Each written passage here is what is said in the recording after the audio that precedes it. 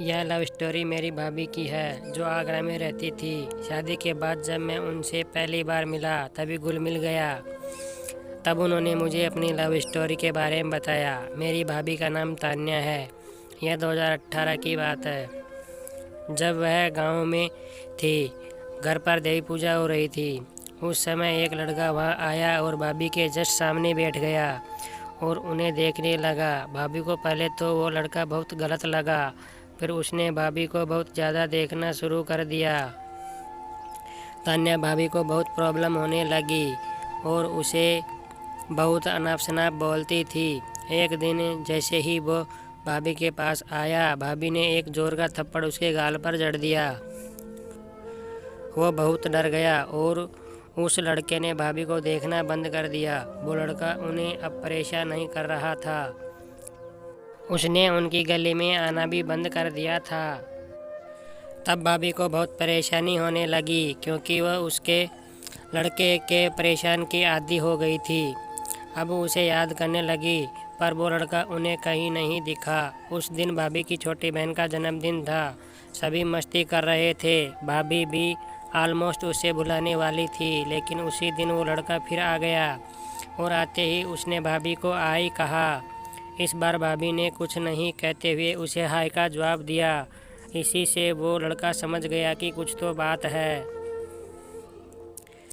फिर मेरी भाभी के भैया आए और बोले, अरे अमन, तू यहाँ क्या कर रहा है? चल थोड़ी बर्थडे में हेल्प कर।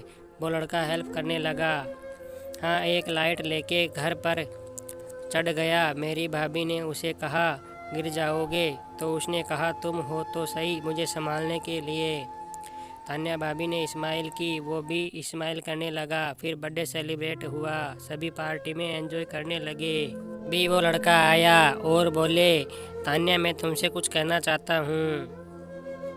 तो भाभी ने बोले, कहो। तो उसने कहा, क्या तुम मेरा टाइम पास बनोगी? तो भाभी ने कहा, क्या कह रहे हो?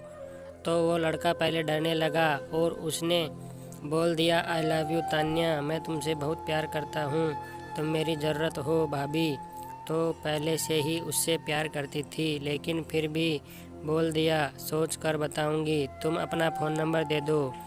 और 2 दिन बाद भाभी ने बोल दिया, आई लव यू। तो अमन और लव स्टोरी शुरू हो गई। आफ्टर 6 मंथ भाभी की शादी तय हो गई और वो लड़का दोनों अलग हो गए। इसी गम में भाभी ने अपने हाथ पर उसका नाम चाकू से लिख डाला और यह सुनते ही उस लड़के ने भी हाथ पर नाम डाल दिया।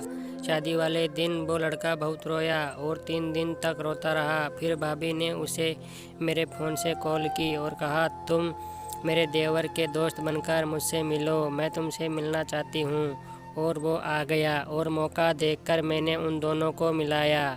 वो लड़का दोनों मिलते ही बहुत रोए और जो भी मन की बातें थी सभी शेयर की। आखिर में लव द एंड करने जा रहे थे। फिर मैंने कहा, जस्ट स्टॉप, मैं किसी को नहीं बताऊंगा, तुम अपना प्यार रेगुलर रखो। और आज भी वो एक दूसरे से मिलते हैं और किसी को पता भी नहीं है।